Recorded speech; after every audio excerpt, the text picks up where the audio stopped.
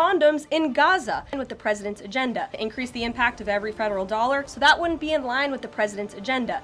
Doge and OMB also found that there was about to be 50 million taxpayer dollars that went out the door to fund condoms in Gaza. That is a preposterous waste of taxpayer money. So that's what this pause is focused on, being good stewards of tax dollars. Meals on Wheels or Head Start or disaster aid? Again, it does not affect individual assistance that's going to Americans. To follow up on Nancy, do you think there will be a list of who is affected and how much money is affected? How will these contractors and organizations know if they are actually having their funding frozen? No, absolutely not. As it says right here in the memo, which I have, and I'd encourage all of you to read it, it says the American people elected President Trump to be the president of the United States and gave him a mandate to increase the impact of every federal dollar. This memo requires federal agencies to identify and review all federal financial assistance programs and supporting activities consistent with the president's policies and requirements. The American people gave President Trump an overwhelming mandate on November 5th, and he's just trying to ensure that the tax money going out the door in this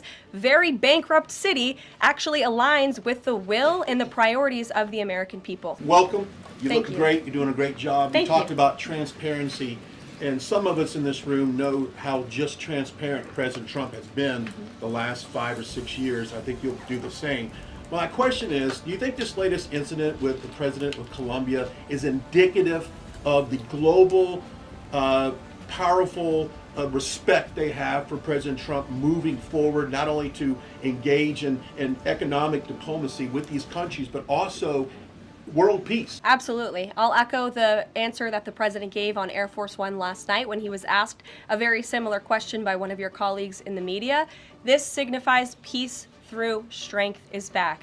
And this president will not tolerate illegal immigration into America's interior. And he expects every nation on this planet, again, to cooperate with the repatriation of their citizens who illegally entered into our country and broke America's laws. Won't be tolerated. And as you saw, the Colombian government quickly folded and agreed to all of President Trump's demands. Flights are underway once again. Questions on deportations, if I may. President Trump had said on the campaign trail that he would deport pro-Hamas students who are here on visas. And on his first day in office, he signed an executive order that said, quote, the U.S. must ensure that admitted aliens and aliens otherwise already present in the U.S. do not bear hostile attitudes towards the citizens, culture, government, institutions, or founding principles. So should we take this executive order as Trump saying he would be open to deporting those students who are here on visas but, hold pro-Hamas sympathies? The president is open to deporting individuals who have broken our nation's immigration laws. So if they are here illegally, then certainly he is open to deporting them. And that's what this administration is hard at work at doing. We receive data from DHS and from ICE every single day. From what we hear on the ground, ICE agents are feeling incredibly empowered right now because they actually have a leader in this building who is supporting them in doing their jobs that they were hired to do, which is to detain, arrest, and deport illegal criminals who have invaded our nation's borders over the past 4 years.